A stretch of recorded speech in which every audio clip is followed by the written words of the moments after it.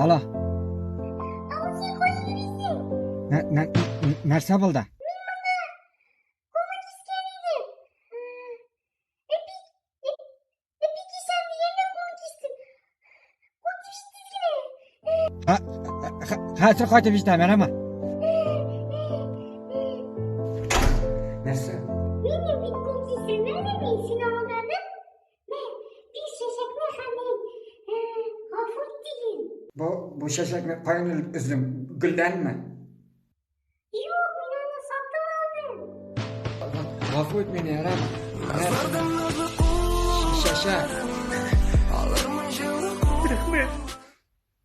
Gülden üstü küşteli. Sen şeytan malay. Gülden üzmedim diyen bulasın.